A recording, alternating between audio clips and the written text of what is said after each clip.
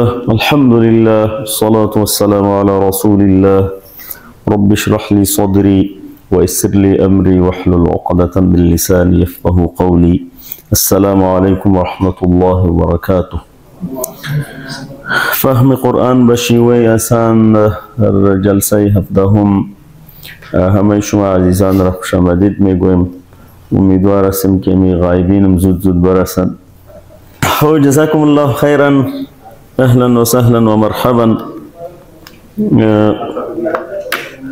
ان شاء الله در جلسه ما شما یک آیه از آیات سوره الصاد میخوانیم، آیه 29 و عنوان درس است مقصد نزول قرآن کریم. مقصد و هدف نزول قرآن کریم در بسیاری آیات ذکر شده، خود در روشنی آیه 29 سوره صاد و در قالب اضرب و اسمع ما شما انشاءالله امر و نهی را یاد میگیریم و نکات تربیتی است که انشاءالله بین خود باز او را شریک می سازیم. عزیزان گرامی، این آیت زیر عنوان مقصد نزول قرآن کریم اینجا آورده شده و قرآن کریم از آمدنش در دنیا پیش ما و شما پیام الله رب العالمین از خود هدف و مقصد داره. الله جل و علا شانه از این منزه است که یک کار را عبث انجام دهد. افحسبتم انما خلقناكم عبثا، ان در خلقت ما و شما هم هدف است و در نزول قرآن کریم هم هدف است. نزول قرآن کریم زیاد اهداف داره. مثلا در آیات ذکر شده که بخاطر هدایت نازل شده. ان هذا القرآن يهدي، هذا بيان للناس وهدى، هدایت است و موعظه است.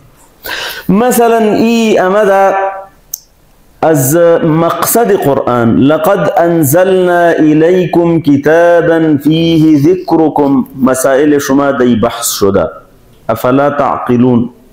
مثلا از اهداف نزول قرآن ای امد وهذا كتاب انزلناه مبارك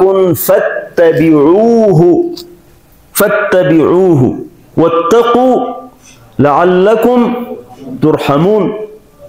اهداف و یک هدف نزول قرآن کریم دی آیات مبارکه ذکر شده که ما شما انشاءالله در لابلای ترجمه آیه کریمه و مفاهیمی که داره به هم شریک می سازیم. کتاب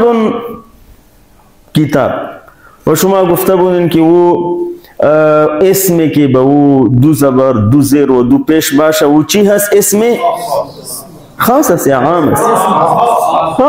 عام است. اینجا کتاب، رجل، غرفتون، همین نه بس تخصیصی او بس ای میکنه.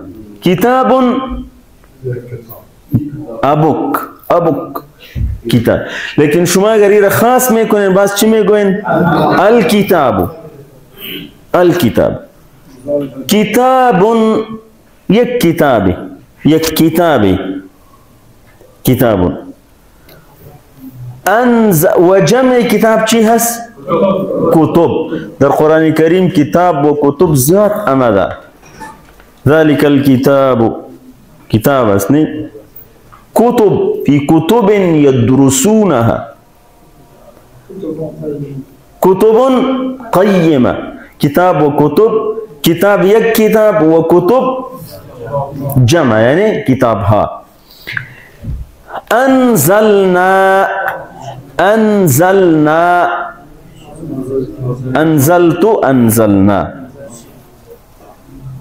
انزل ينزل انزال، انزلنا انزل انزلوا، انزلت یعنی انزلنا اللہ رب العالمین می فرما ما ایرا نازل کرده ایم، فرستاده ایم. نزول از کجا میشه؟ از پایین به بالا میشه. چیزی که نزول میشه خب بالا میشه. میگه باران نزول کرد، فهمیدین؟ مهمان نزول کرد اون نازل میشه. نی نزول و بعض نزول و انزال معانی دیگه هم آمده. مثلا نزل الامیر المدینه، اونجا نزول به معنی حلول است، یک آمدن، یک جای احلال شدن. فهمیدین؟ ما نازل کردیم، هو اشاره کنین، هو انزلناه اگری طور بکنیم اگری طور بکنیم انزلناها. اگر آیات باشه، معجزات باشه، و همراه وهام آیات مؤنث است. کتاب است ما نازل کردیم، هو او را یا آن را، انزلناه. الیک، الی چی معنی؟ که وی الی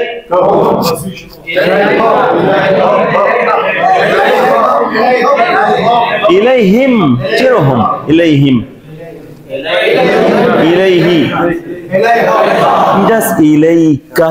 الیک منظور از که محمد رسول الله صلی الله علیه و سلم اول مخاطب او است. کتاب است ما نازل کردیم ایرا، الیک بسوی تو، الیک. برادر عزیز و محترم، در آیه 29 سوره صاد هستیم ما و شما و تحت نزول تحت مقصد نزول قرآن کریم صحبت داشتیم. الله جل وعلا شانه فرموده بعد اعوذ بالله من الشیطان الرجیم کتاب انزلناه الیک مبارک لیدبروا آیاته ولیتذکر اولو الالباب. انزلنا ما شما گفتیم که معنی انزلنا نازل کرده ایم، ما نازل کرده ایم. هو ای ضمیر راجع است به قرآن کریم، نازل کردیم آن را. الیک تسویتو. نزول قرآن کریم چه قسم صورت گرفته؟ وی کجا بود پیش از نزول؟ پیش از نزول قرآن کریم کجا بود؟ از کجا فهمیدین؟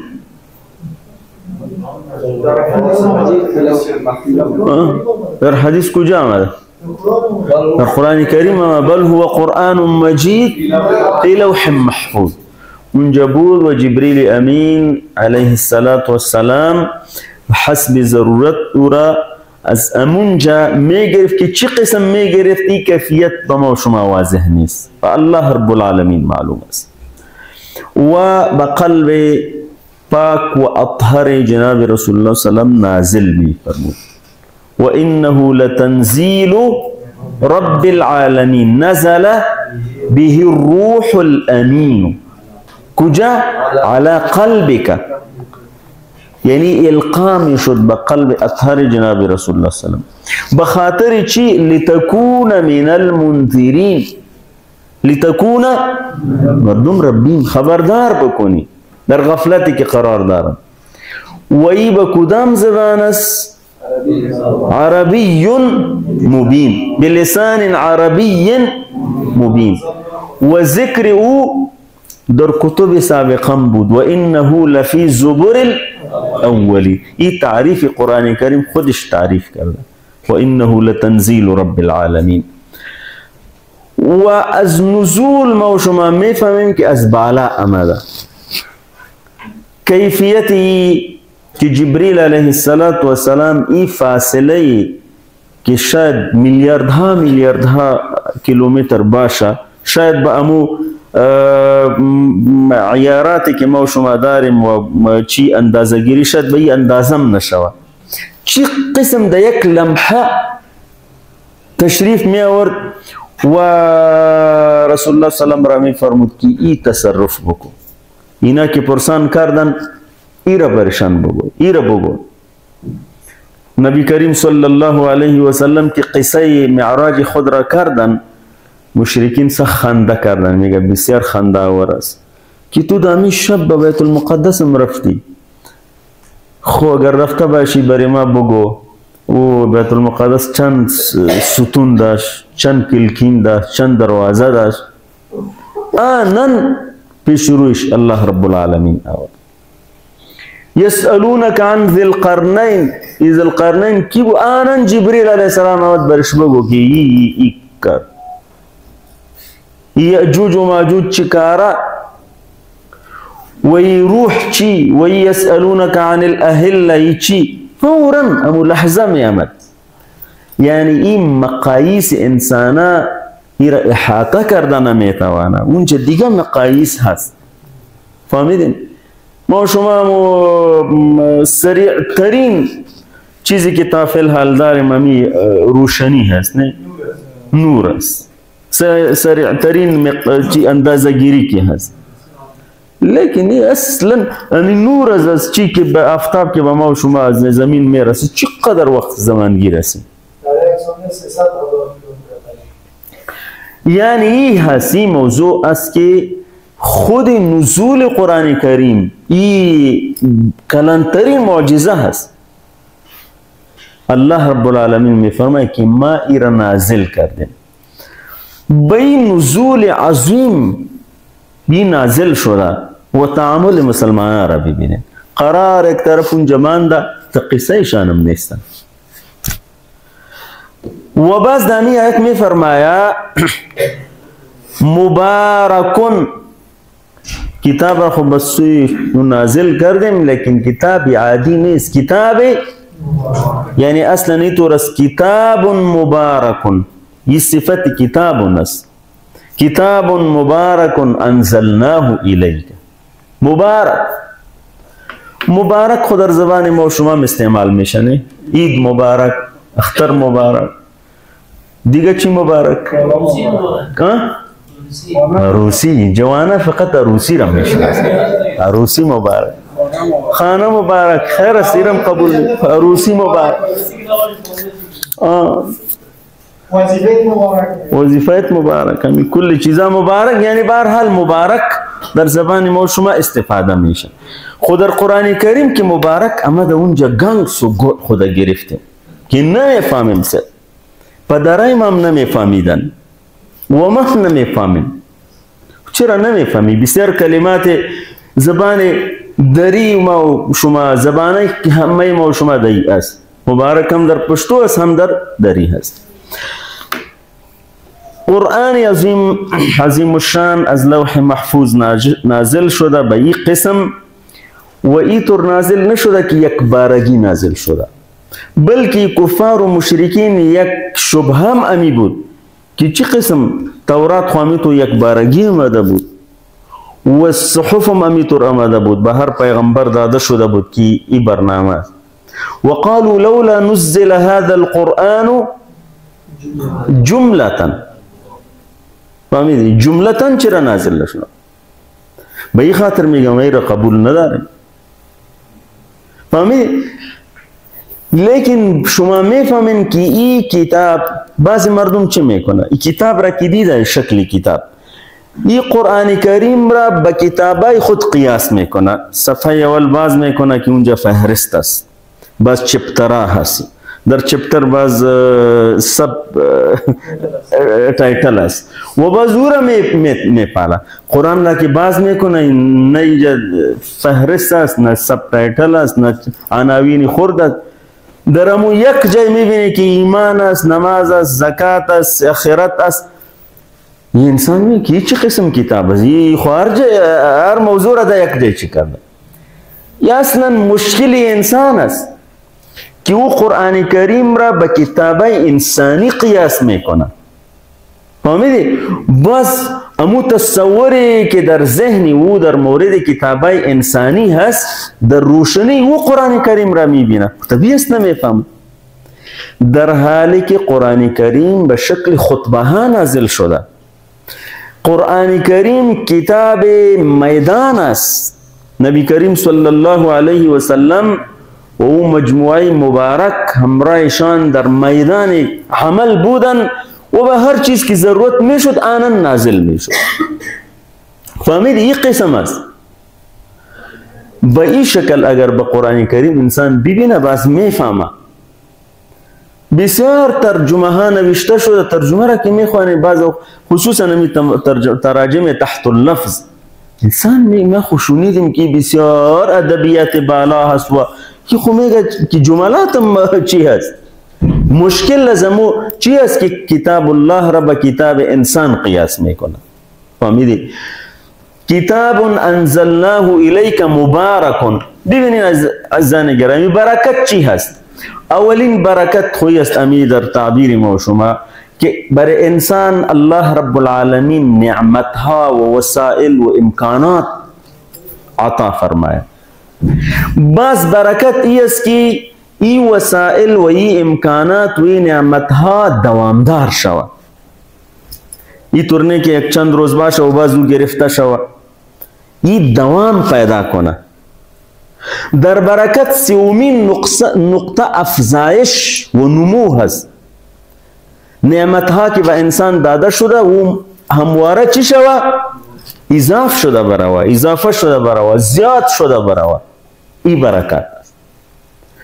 قرآن عظیم الشان امی قسم برکت است. نعمت بزرگ است که اصلا به پیمانه های مادی پیمایش نمیشه اصلا. لیکن چون که پیش انسان معیارات تغییر کرده بسیار انسان اصلا نیره چی نمیدانه، فکر نمیکنه که قدر نعمت بزرگ است. چون که معیارات مادی شده پیش انسان و هر انسان که به معیارها و پیمانه های مادی هر چیز را می سنجه یک انسان بسیار خرد است و بسیار کم ظرف است. ظرفی و بسیار خرد است و اصلا دیگه ظرف ها و پیمانه ها را اصلا ندیده.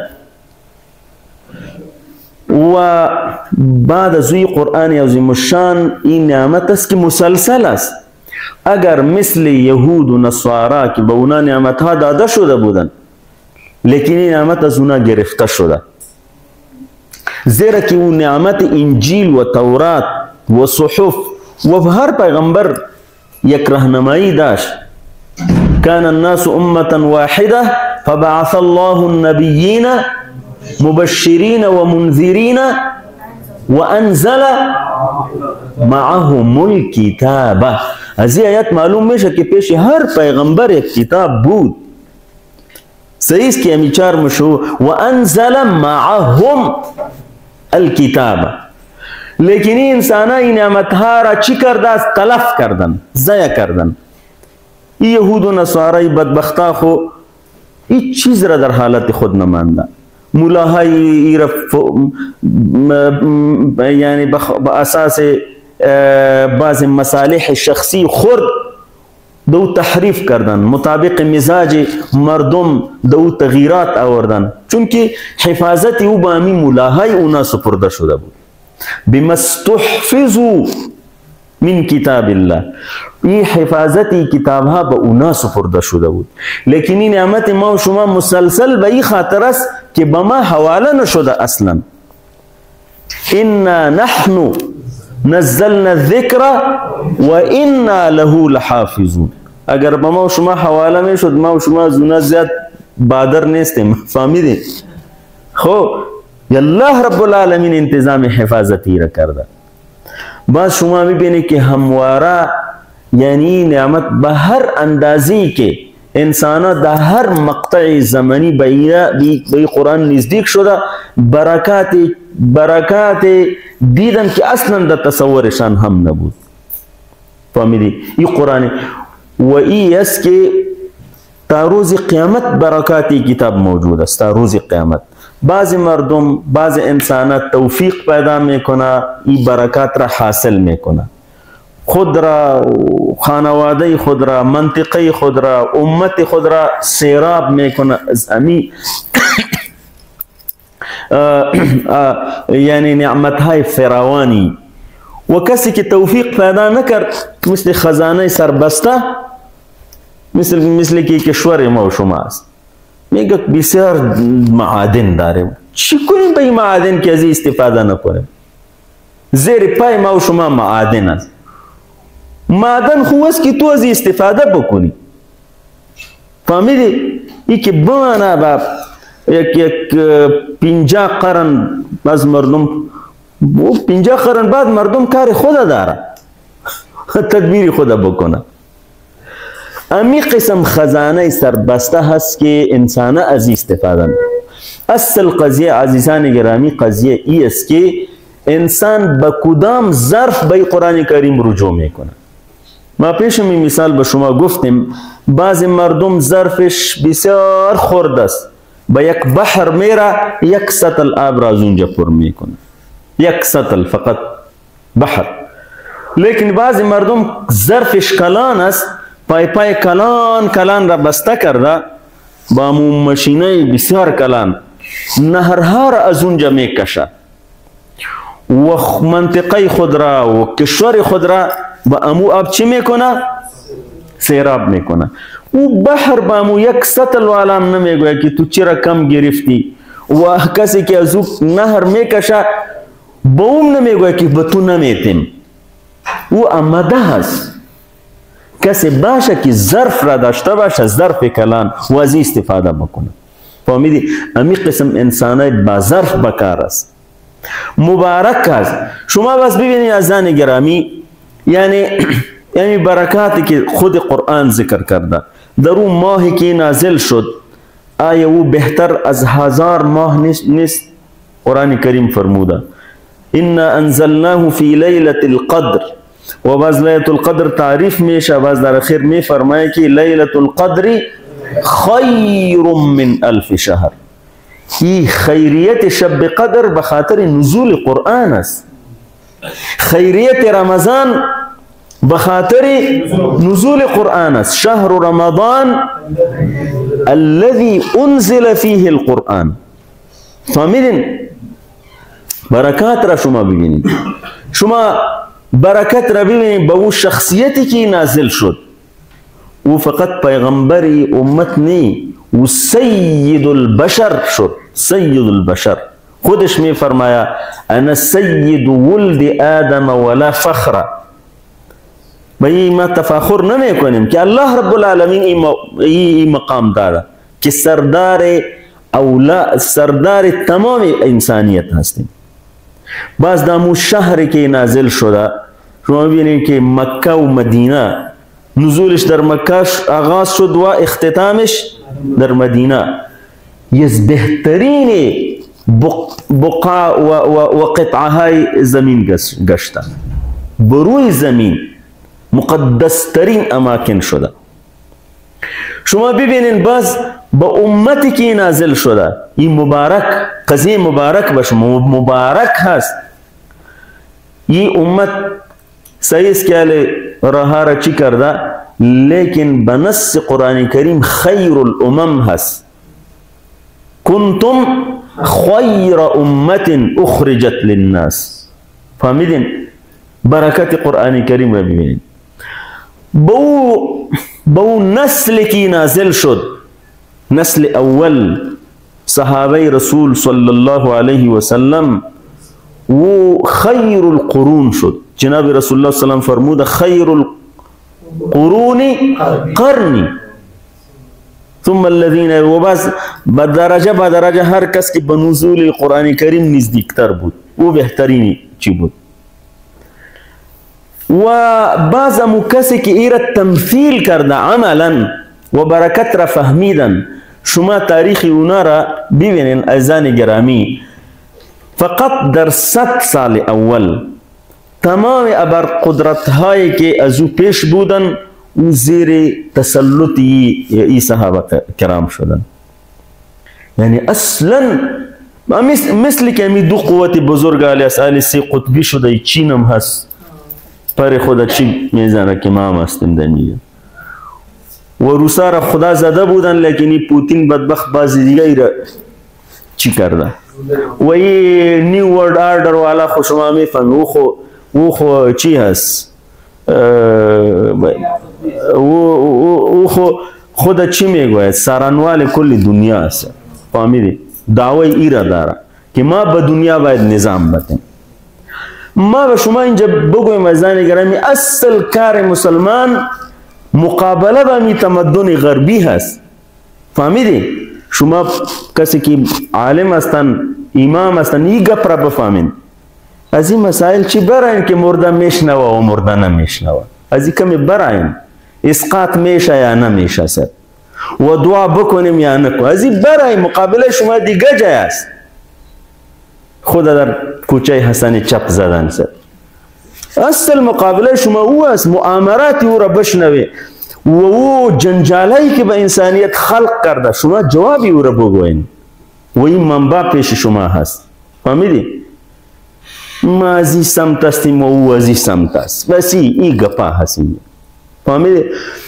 ما به شما گفتیم که در 100 سال یعنی تقریبا با کم جای مانده بود فهمیدی یعنی این مسلمانا اندلس را که فتح کرد و بالکل به سرحدات فرانسه رسیدن و اسلام را اونا رساندن فهمیدی به چی وسایل و امکانات بود شما ببینید چی امکانات و وسایل امی قرآن بود امرایشان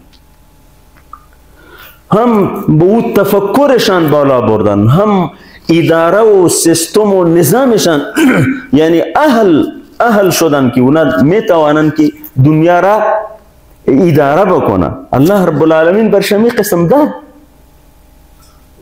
عالم مردم شکایت میکنه که با مسلمانان چرا پاچه‌ای نمی الله تعالی با ترامپ میتا چقدر بدبخت است و پینگ پانگ چی نام داره می پینگ پانگ چنگ خب بایی میتا و با نریندر مودی میتا و ای بدبختا میتا و با ما شما چرا نمیتا عزیزان گرامی الله رب العالمین ای دنیا را پیدا کرده که آباد شوه والذی انشأکم من الارض واستعمرکم فیها شما را به عمران زمین پیدا کرده که شما ای را آباد بکنین ما با شما میگویم اگر یک کسی شما یک باغ داشته باشید مثلا 50 جری باغ در سر درمی شمالی بسیار خوب باغ باشه و دو یک 15-20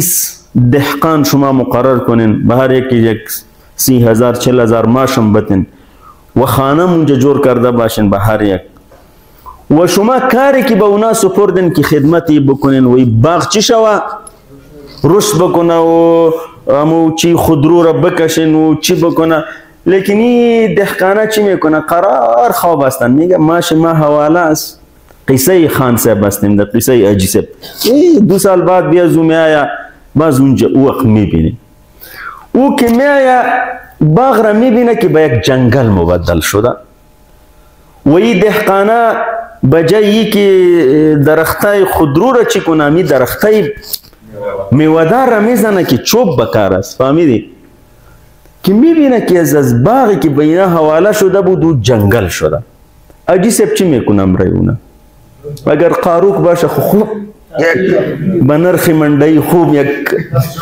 یک فرش میتا و بعد از اون مصرفی که کرده اون سرشان چی میکنه که ناحق زر شما مصرف کردین لیکن حد اقل که ما چی میکنه از گوشهشان میگیره و میکشه که برین شما اهلیت ایران ندارین که باغ به شما سپرده شود با ما و شما این دنیا امی قسم حواله شده ما و شما ببینین از لحاظ دنیا ما چی اهلیتی چی را داریم اداره ای دنیا دیجا شما ببینین چی چیز مثلا از ما و شما است دیجا بالا پایین در دستای ما در چی چیز از ما و شما هست یا چین زنده باد یا ژاپن زنده باد یا امریکا زنده باد که چیزا از اونا هست نه یک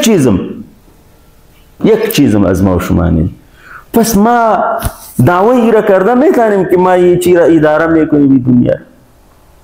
یک کسی است یک موتور لوکس جالب، موتوری که در سرک میره و در وقت ضرورت تایره از او جور میشه و آب که بیایه اونجا کشتی از او جور میشه، ولی یک ڈرایور میخواه. ڈرایور که ایره چی کنه؟ ایره کنترول کنه و ایره ڈرایوری کنه. و شما ڈرایور بایی گرفتین یک انگلیس، فهمیدین؟ چون که او میفهمه ڈرایوریش.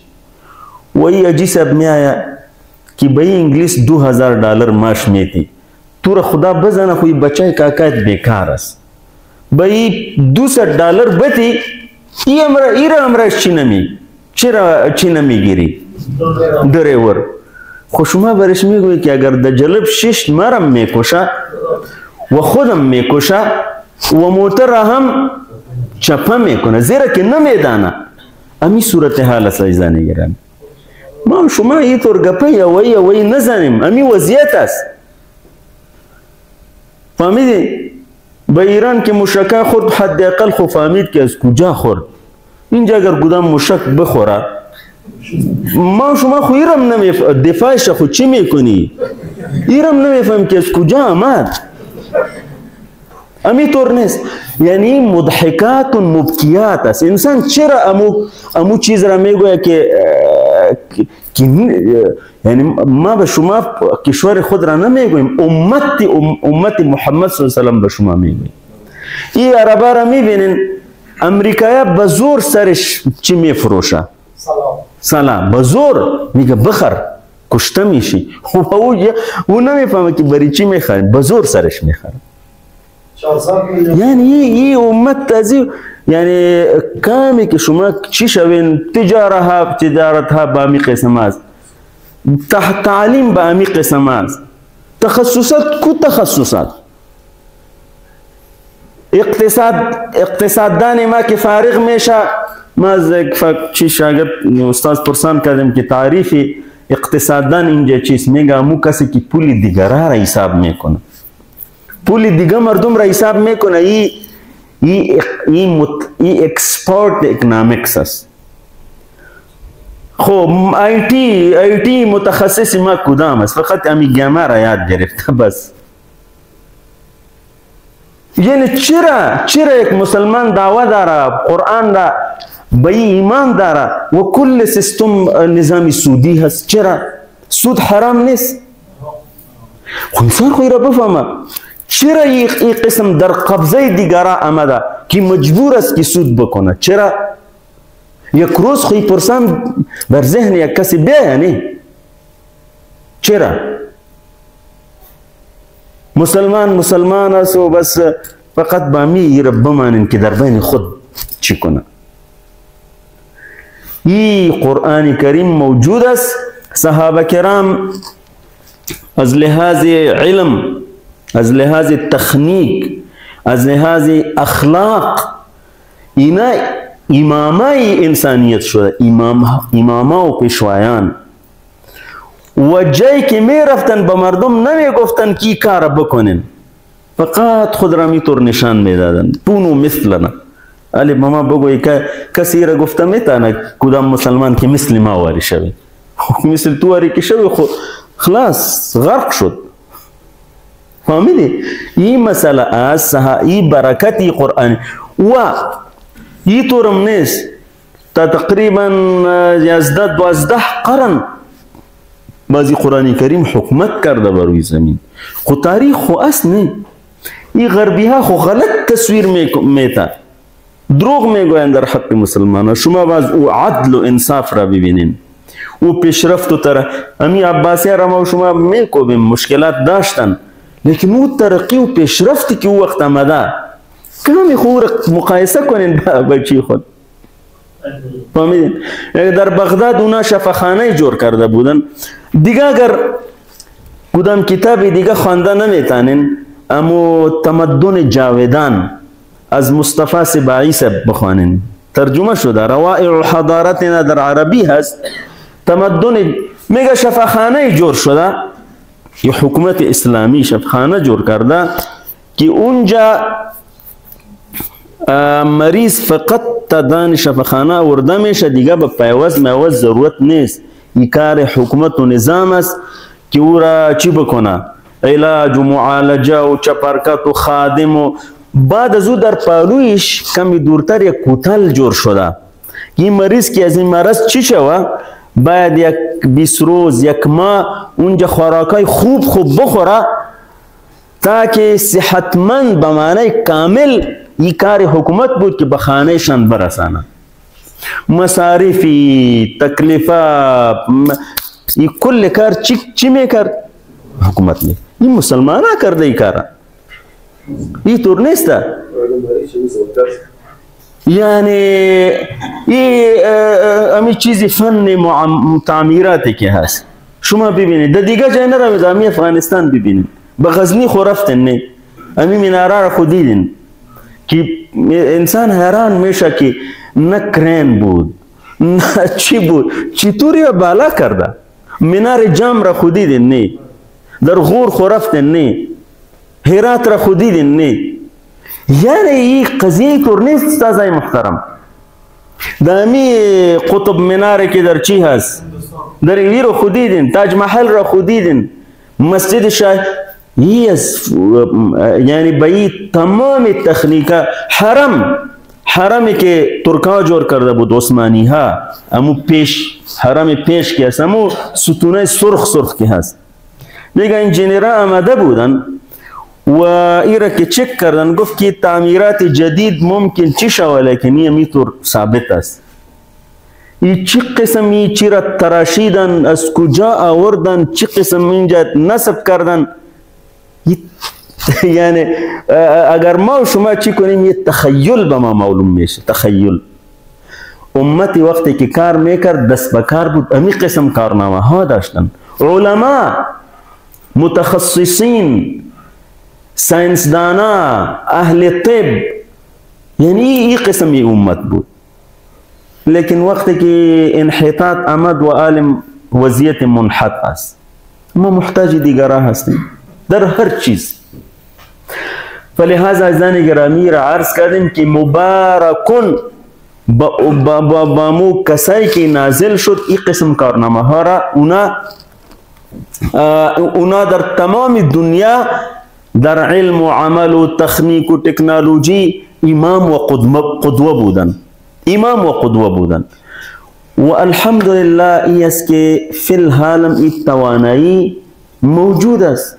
اصلی دین محفوظ است، کتاب الله محفوظ است، سنت مطهر جناب رسول الله صلی الله علیه و محفوظ است، لیکن چرا این نتیجه نداره؟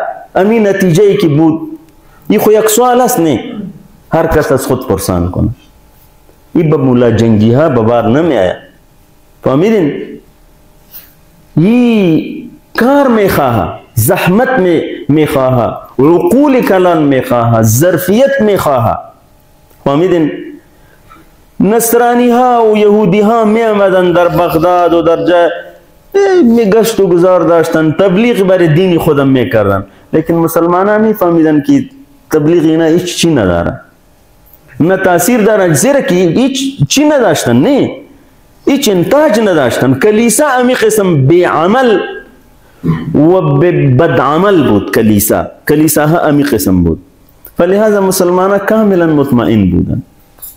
یعنی شما ببینید چی وضعیت است. فقط امی رسانه های جمعی را ببینید، افساد و فساد هست، شبهات وارد میشه. چی وارد میشه که جوانای ما پیشوری و گیچ است. بسیاری مردم افکارشان تغییر شده. کتابای عبدالکریم سروش را میخوانم، مغزش خراب شده. یعنی این گپاز عزیزان گرامی.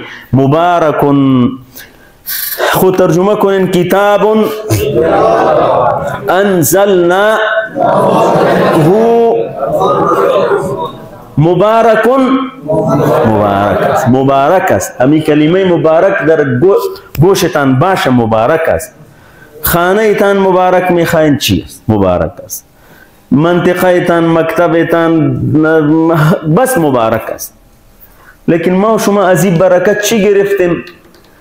فقط ختم 2 پیازه ختم رمضان کی قاری صاحب نمیفهمه که چی خوانده و مقتدیم نمیفهمه که چی را شنیدیم. فهمیدیم؟ این برکت را ما شما گرفتیم. و اجی صاحب هر ماه یک ختم میکنه، قاری صاحب را میاره و قاری صاحب مدد شده و میگه 5 سپاره ما از قدیم داریم و دیگه میگه ما 12 سپاره ما داریم و دیگه میگه که ما 25 تا ما داریم، کار خلاص. 2 ختم پورا میکنه آنن فانن، میگه 2 پیسه را زود زود بیاره. فهمید؟ یعنی انسان کمی به هوش بیایه به خود، یعنی ما و شما چی میکنیم امرای کتاب بالکل، یعنی یا با واروس سوی تو استاد میکنیم یا مادر جان امو بچه خود زیرش تیر میکنه که بخیر بره و بخیر بیایه. یعنی ما و شما از این برکت فقط امی چیز را فهمیدیم. این موضوع هست عزیزان گرامی. خب چی خاطر این نازل شده؟ لیدبروا، لی را ترجمه کنیم برای کی، تاکی برای این که یدبروا تدبر بکنن. تدبر چی قسم؟ یک با یک آیات یک شب 2 شب با یک آیات تیر سپری کنن، خوانده برین امیتور، خوانده برین با یک آیات با یک مقطع از آیات او را خوانده برین، تدبر کرده برین.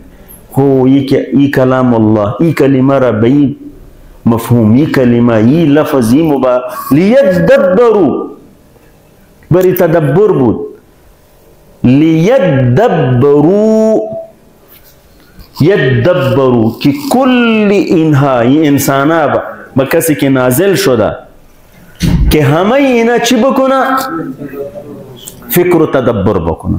لیدبروا فقط ختمه چی نی و ختمه را خامو میکنه که کم کم خو خوانده میتانه او که اصلا خوانده نمیتانه او چی تدبر بکنه. او خو 12 سال مکتب خوانده و معلم صاحبشان قصاب بود یا دهقان بود، به بچیم سپورت بکنیم درسات قرآن کریم، به بچیم سپورت بکنیم. 12 سال سری اونا سپورت کرده. سپورت چی کرده؟ یعنی او خودش نمیفهمید و آل قرآن کریم را خوانده نمیتانه. در پنتون که میآیا او بچه قرآن خوانده میتانی؟ میگه نه قرآن خوانده ما قاری هستیم او قار میشو از برای خدا. لیدبروا همه اینها تدبر بکنه. لیدبروا در چی تدبر کنه؟ آیاته. آیت 2 معنا داره، یک خود آیات قرآن کریم که آغاز داره و اختتام داره، از کجا شروع میشه به کجا ختم میشه، مقطع و مطلع داره. و یک آیات آفاقی، نشانه های آفاق، انفسی خود داخل انسان، بیرون در آفاق، زمین، آسمان، کوها، آب، شجر، حجر، ای کل چیزا، جبال. فهمیدین؟ لیدبروا تاکه اینا بیاندیشن آیاته، در آیات او هی.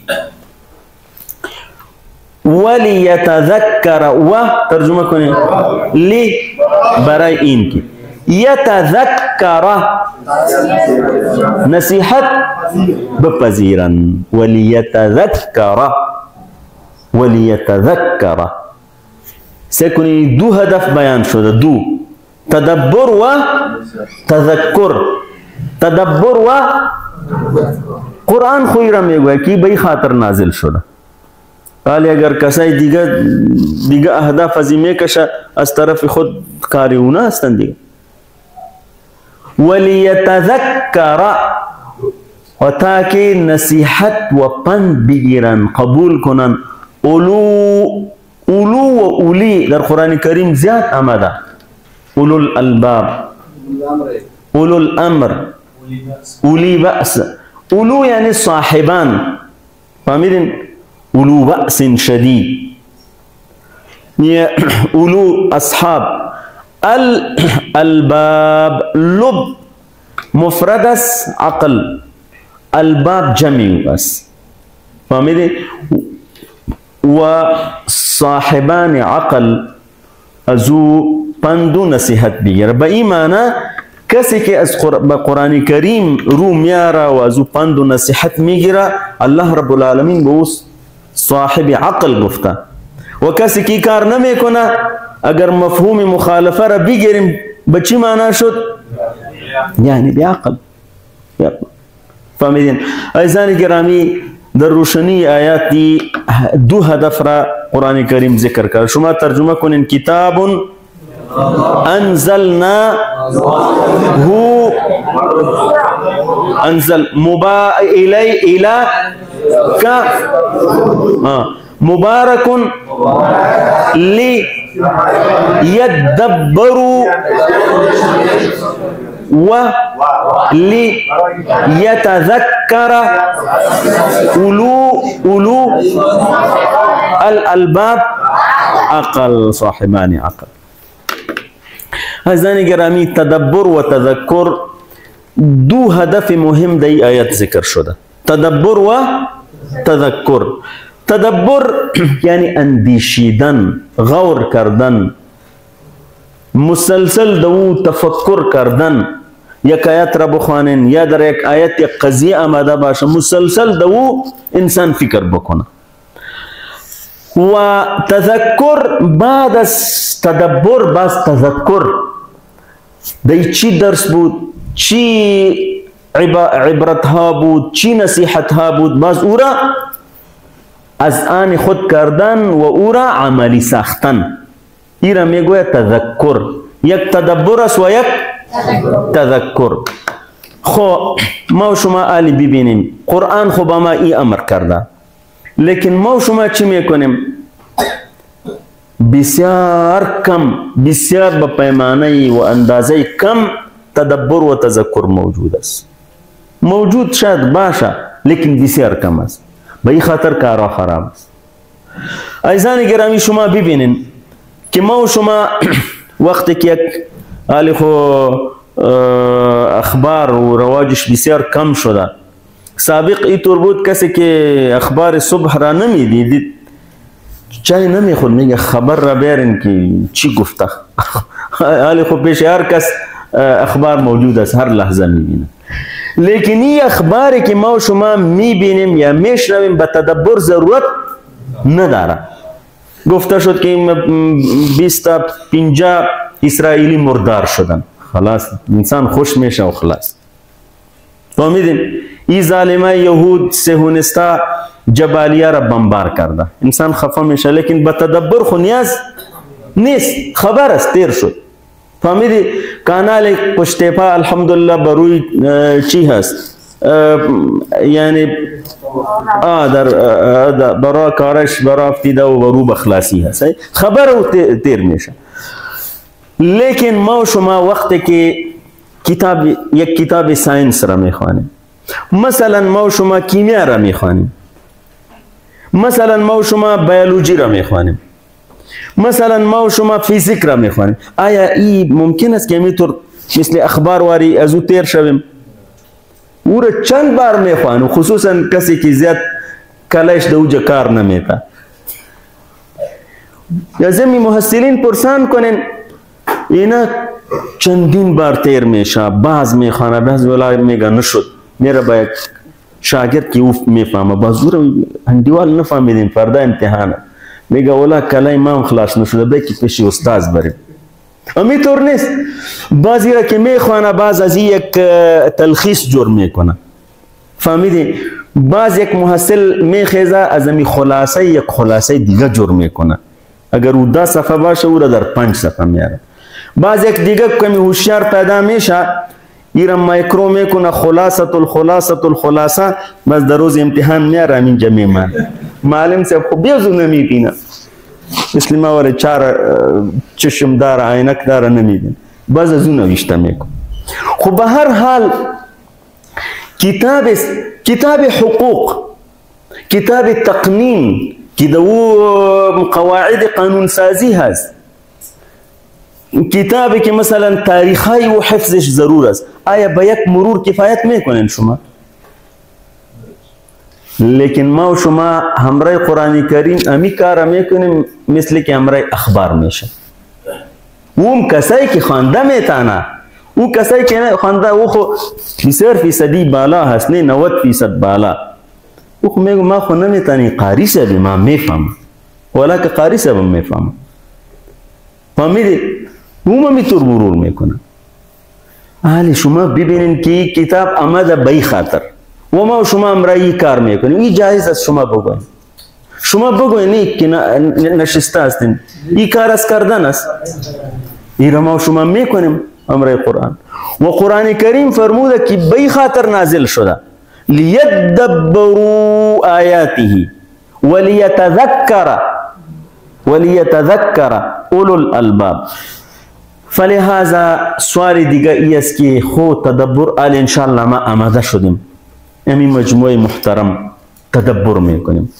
خو آیا تدبر بدون ازی که معنی کلمه را بفهمیم ممکن است؟ اول خو کلمه را بفهمیم که چی معنی داره. ذالک چی معنی، اولئک چی معنی، لی چی معنی، یدبرو چی معنی، آیات چی معنی، هو چی معنی. خو ایره که انسان بفهمه باز مجال چی پیدا میشه، نه؟ پیدا میشه اندیشیدن و تدبر. خو آلی ضرورت است یعنی بفهم قرآن. شما بگوین چی قدر ضرورت است؟ این قدر ضرورت است که خیر است اگر نان نخوریم 1-2-3 روز، فرق نمیکنه. خیر است اگر آب خوب چای اگر نرسید، خیر است بلا به پسش. خویی کار از کردن است. ما امیر میگویم که به اساس امرجنسی طوارئ این کار شوه. هر کس که اینجا است یک مجموعه را آماده کنه و به این پیامبرشان برسانه. الله مهربان است انشاءالله. دی انسانایی طور کن ذهنم نیستن. الحمدلله اهل وطن ما شما هر جای که رفتن بس چیرم داره الحمدلله. از امی پنتوناری هر جای، از هند که می آیا، از مصر که می آیا، از قطر میبینی که اول نمره ها اینا هستن. لیکن ضرورت نیست که فهمانده شوه، موضوع فهمانده شوه. شما فهمیدین؟ به این خاطر ما امروز این مسئولیت با رسما به شما سپردیم، این مسئولیت شرعی که مردم را بفهمانیم که این قرآن کریم مشکل ما شما را حل میکنه. فقط کمی وقت به این بکار است که به این داده شوه. عزیزان گرامی، این تعامل ما و شما متاسفانه با قرآن کریم داریم و باید تغییر شود. خو یک قضیه را که چی گفته یکی از شعرا که اگر نزول کتاب به قلب و وجدان خودت صورت نگیره، رازی و کشاف گره ای را باز کردن نمیتانه. به این معنی که انسان خودش باید کلمه را که فهمید، ای را ما نمیگویم که مجتهد شوین شما فتوا بتین، ای را ما قطعا نمیگویم و سخت مخالفی و فتواهای انسانای بی علم هستیم، فهمیدین؟ لیکن ای را میگویم که شما علاقمند شوین به قرآن کریم. اینجا فرموده ای کلمه اینجا آمده، اینجا آمده. خو یکی از ائمه دین پرسان شد که بهترین طریقه تفسیر چی هست؟ همو تفسیری که انسان تدبر بکنه. او برش فرمود قلبک، یعنی قلبت که فکر بکنی و چی بکنی و بار بار بخونی و این را شما تجربه کنین. بسیار معانی و مفاهیم در ذهن میاد. و کسی که کمی هوشیار باشه و چیم داشته باشه، قلم و کتابچه او را نوشته کرد. یک عالم است، امام ابن الجوزی نام داره. امام ابن الجوزی یک تفسیرم داره به نام زاد المسیر. او یک کتاب داره به نام صید الخاطر.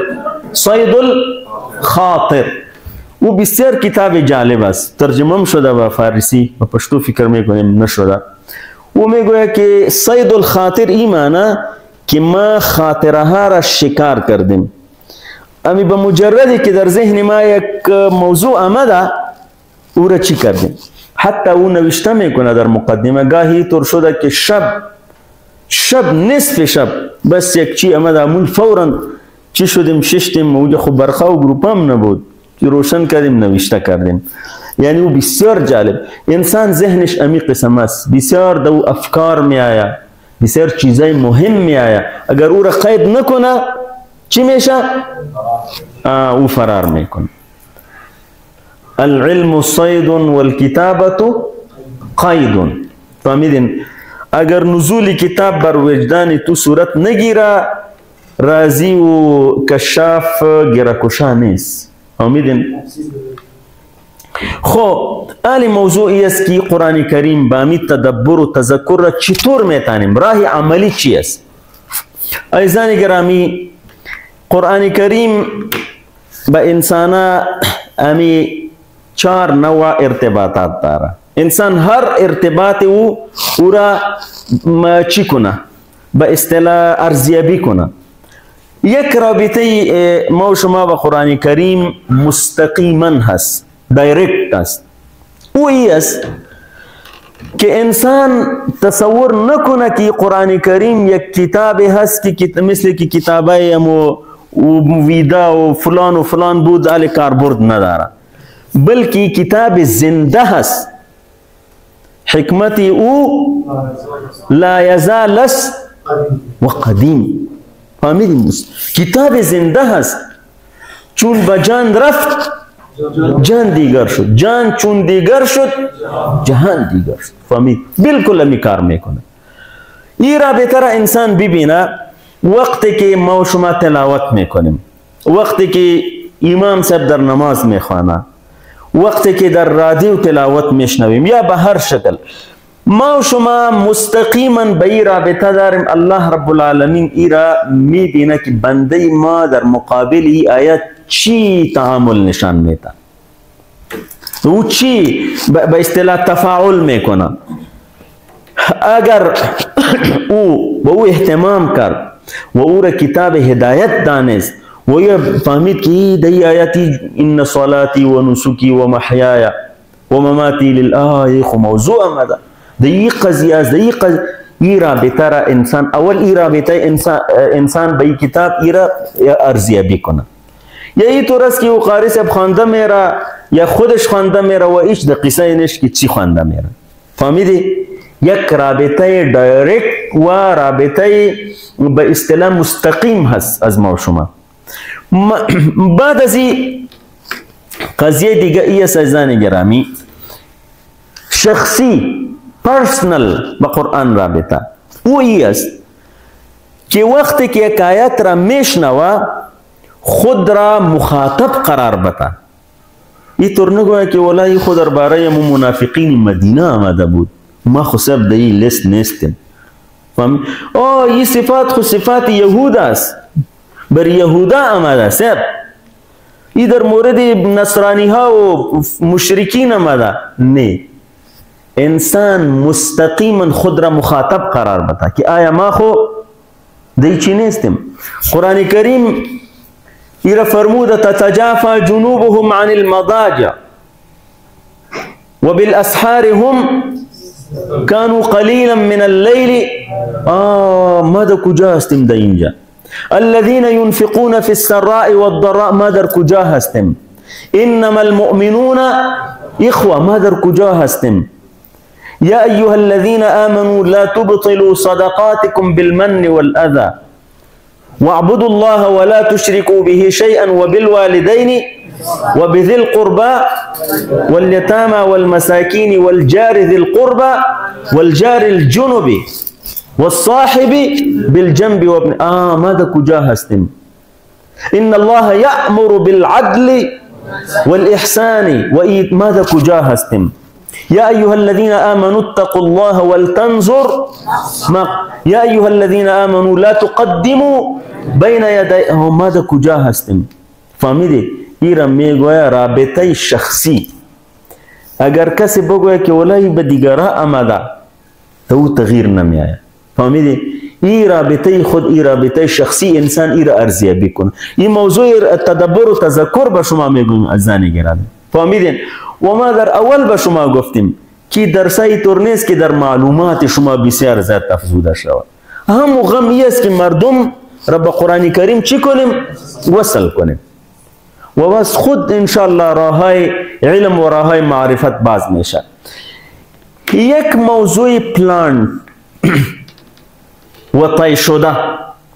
بعضی مردم ایرا میگوین که ولا ای تو رس خو قسمت ما خراب است، ای ما که قرآن نمیخوانیم نه، ای قسمت ما خراب است. درست است، تو ای گپ را میگویی، از قسمتت کجا خبر شدی؟ تو را کی گفته؟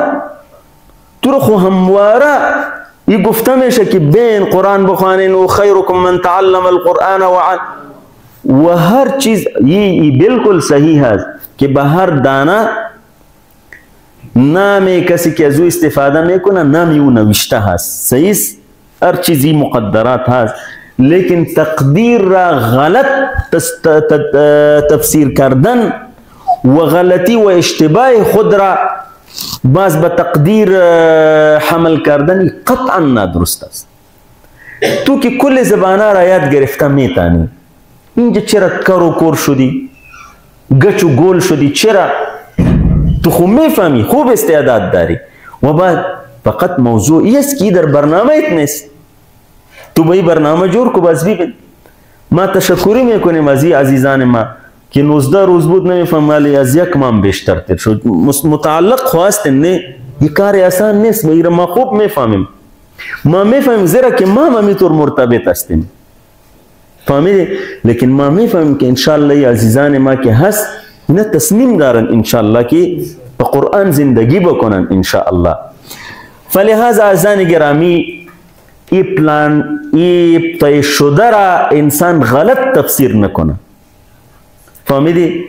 یعنی او چطور میگویم که دهقانش به دیگرا کشتر امو چی بند اولش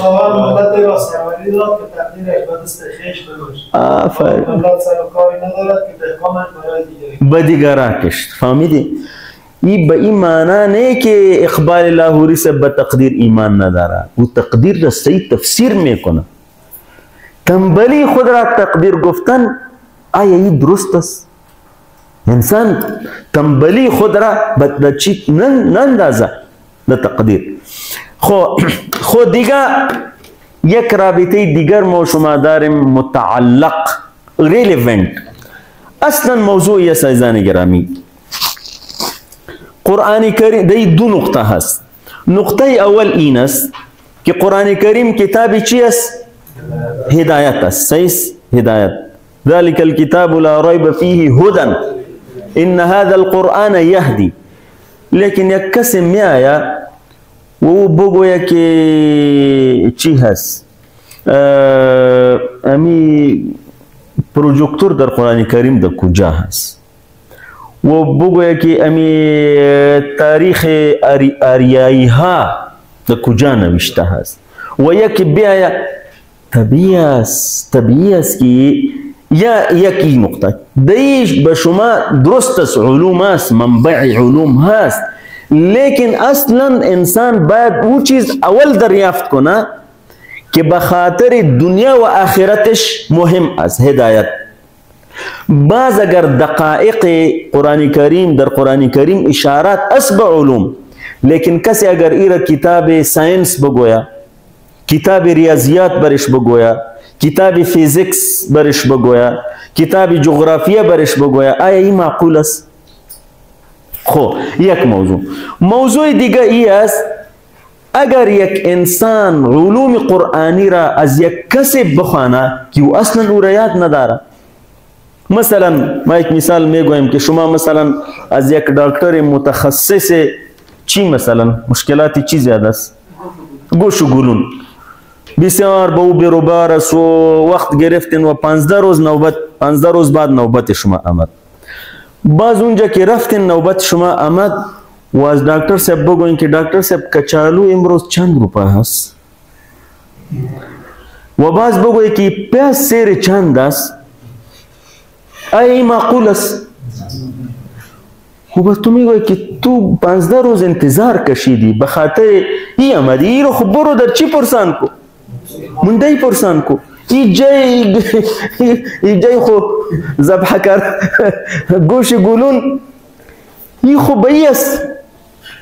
امی قسم عزیزان گرامی بعضی از ما این مشکل را داره که در قرآن کریم او چیزا را دریافت میکنه که نزولش به اون نشده.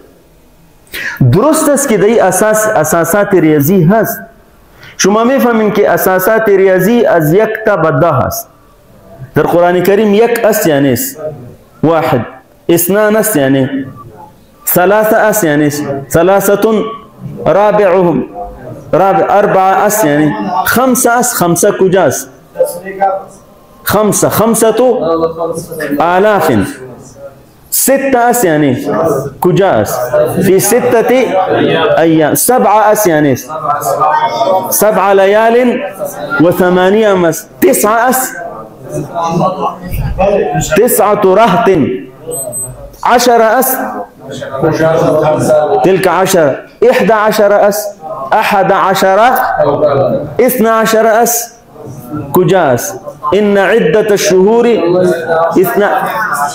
یعنی باز داها کی چی شد؟ باز چی محمد؟ عشرات. 20 است یعنی و این منکم 20 صابرون و 30 است یعنی و وعدنا موسى 40 است فتم میقات 50 است یعنی 50 و 80 70 است یعنی استغفر لهم ان تستغفر لهم 100 است یعنی 100 خوب 100 بعد از او چیم آمده یعنی 300 است یعنی بعد از او هزارها است یعنی الف است الوف حذر الموت. بعد از او به بعد که هست و ارسلناه الى 100,000 او یزید. باز در ریاضی یک قضیه بسیار مهم و کسر است. کسر زیرا که او موضوع در ریاضیات اساسی ترین قضیه هست. شما میفهمین در قرآن کریم ثلث است یعنی ثلث کجا است؟ سدس است یعنی ثمن است یعنی ولهن الثمن. اشتکه خو مردم بسیار زیاد دیگه هیچ چیز را که نمیفهمه بیبیاجی ای را میفهمه. اشتکه این چطور شد؟ فهمیده؟ یعنی این قضیه هست. شما اگر در نباتات برین امی قسم هست، شما اگر در تاریخ برین امی قسم. لیکن ایرا کتاب تاریخ، کتاب ساینس، کتاب جغرافیا گفتن ایسایی نیست. فهمیدین نه؟ کتاب هدایت است و این چیزا چون که جمیع العلم فی القرآن لكن تقاصر عنه افهام الرجال. علوم در قرآن است به هر اندازه که باز انسان رو میاره درها به پیش روی او چی میشه؟ باز میشه. خب عزیزان گرامی آل سوال ای است که ما به شما امروز یک فرمول میتیم برای تذکر. یک فرمول برای تذکر میتیم و یک فرمول برای تدبر که هدفی که در این آیت ذکر شده او را ما و شما چی کنیم؟ انشاءالله استا ایرا چی کنیم؟ عملی بکنیم، متحقق بسازیم. فرمول تدبر ای است. اول شما مطالعه میکنین یک آیت سیس، بعد از او تصور میکنین مفاهیمی که دو است در تصور خود او را میارین، بعد از او را احساس میکنین گویا که خودتان امونجا اگر آیات جنت بود شما به جنت رفتین، اونجا چی هست؟ قصور است و حور است و باغها است و نعمتها است و شما اونجا هستین. اینطور احساس بکنین. اگر کدام معرکه بین خیر و شر باشه خدا امونجا چی بکنین؟ احساس بکنین که امونجا در میدان معرکه قرار دارین. اگر موضوع مثلا علم و چی باشه شما اونجا احساس بکنین. اگر موضوع عذاب باشه شما خطری او را چی بکنین؟ احساس بکنین. در نتیجه او تذکر به وجود می آید. عفوا تدبر. تدبر. این تدبر بدون مطالعه نمیشه. شما امو کلمات را میفهمین، او را بار بار میخوانین، مطالعه میکنین، با کمک یک کتاب یک تفسیر او را میبینین، بعد از او تدبر به وجود میآید. فهمیدین؟ یعنی آیات قرآن کریم را فهمیده بخوانین. فهمیدین؟ این مطالعه. فهمیدین؟ و تذکر به شما، تصور به شما گفتین قضیه اسمانا اگر آمد شما برندامین کهکشان ها و چی در تصورتان بیارین و باز محل اعرابی خودتان ببینین. این کل روی زمین در مقابل نظام شمسی یک قسم است مثل که یک دانه لوبیا باشه. دانه لوبیا. خود دو باز افغانستان را تصور کنی که در لوبیا چی قدر باشه. باز دامی لوبیا دامی افغانستان کابل را تصور کنی که او چی قدر باشه. باز خود را تصور کنین. فهمیدین؟ این قضیه این طور است. انسان گاهی امی طور چی میشه. فهمیدین عزیزان گرامی؟ و احساس به شما گفتم نعمت که ذکر شد احساس چی بکنیم، عذاب که ذکر شد فورا احساس او را چی کنیم. خب این خود تدبر شد. تذکر چی فرمول داره که شما اصلا یاد گرفتین و برنامه 5 نکاتی. احساس خدا اونجا آمد، اینجا باز شروع میشه دعا که در این آیات معنا و مفهوم است در هر عمل توفیق الله رب العالمین که نباشه ما شما هیچ چیزم کرده نمیتونیم. دعا بکنیم از الله رب العالمین. فهمیدین؟ و هر قدر کار کلان را که بکنیم این دین، این اسلام، این مکلفیتی که ما شما داریم ما شما قطعا یک ذره حق را ادا کرده نمیتوانیم. حق امی است که حق الله رب العالمین ادا نشده پس به توفیق او میشه. فهمیدین؟ نقطه دوم محاسبه و ارزیابی خودی. این محاسبه انسان روزانم کرده میتونه، شب که به بستر میره بس یک سکرین و زیاد وقت نمیخواه، در 2 دقیقه انسان میتونه که چی کردیم و چی نکردیم و در مورد قرآن کریم چطور بود تعامل ما. هفته به اساس هفته میتونه بحثه، یعنی هر کس و به هر مستوى و به هر مقطع زمانی انسان یک محاسبه خود داشته باشه. بعد از او پلان، این بسیار مهم است.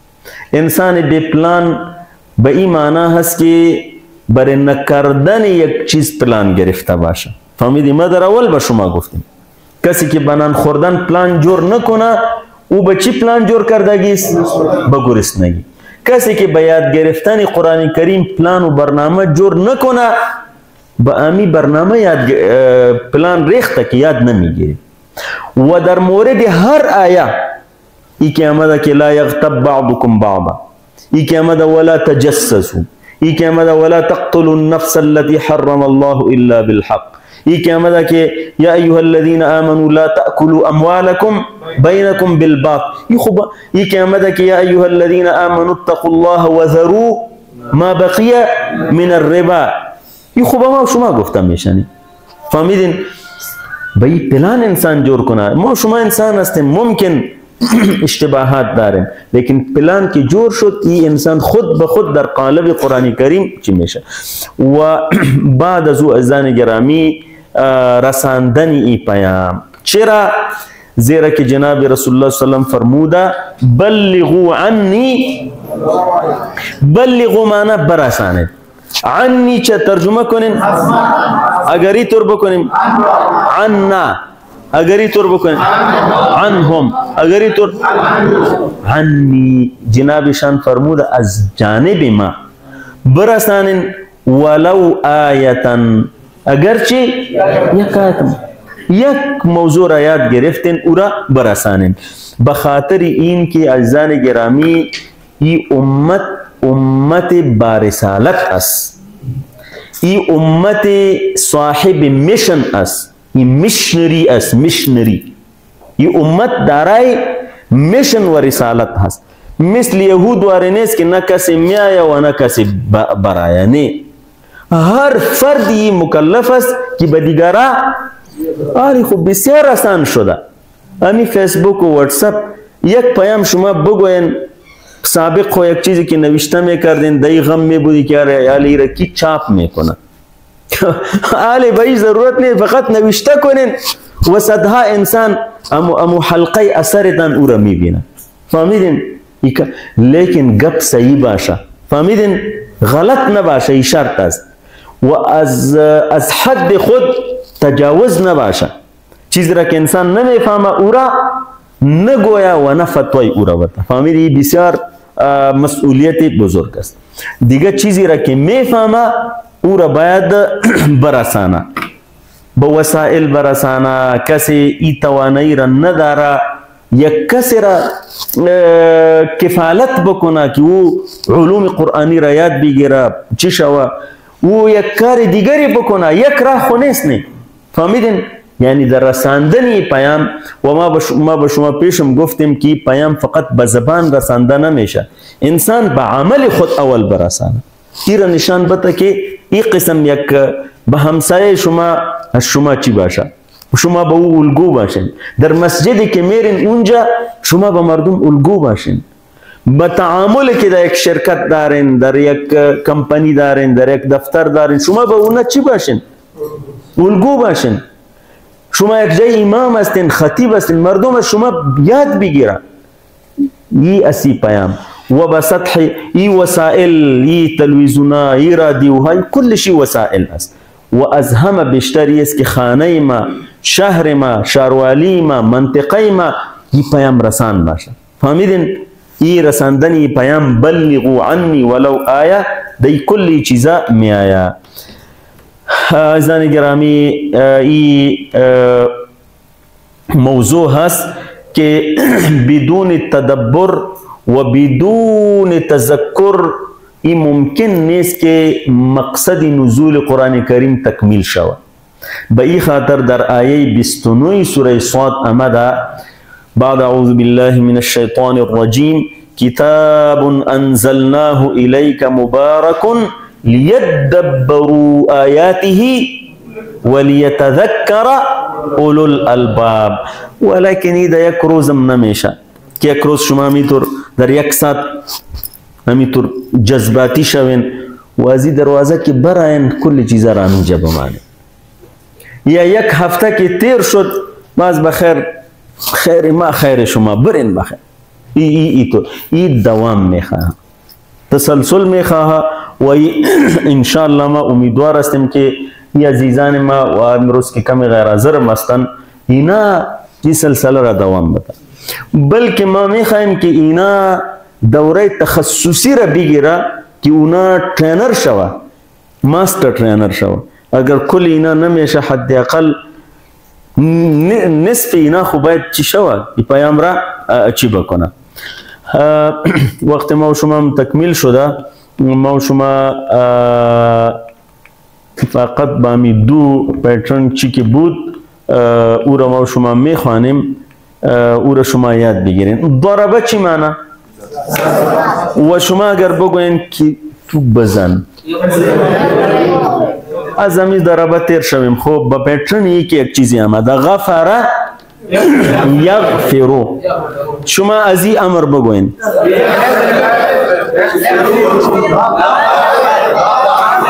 کسب یکسبو. اضرب است، نه اکس.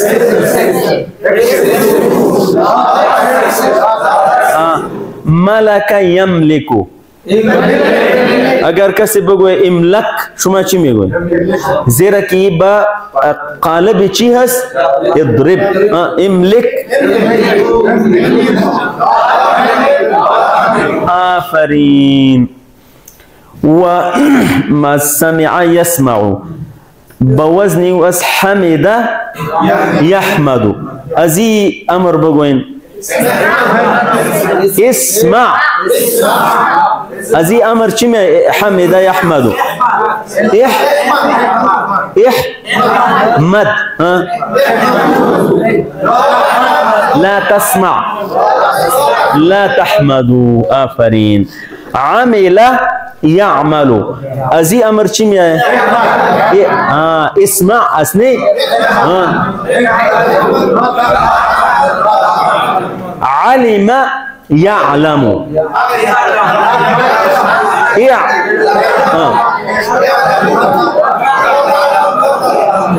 ماشاءالله کامپیوتر هست ماشاءالله یاد گرفتن ماشاءالله.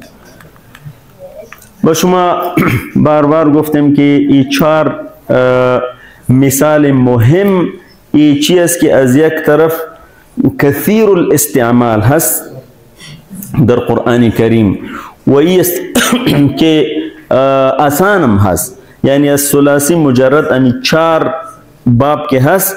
اولش چی هست؟ سامع.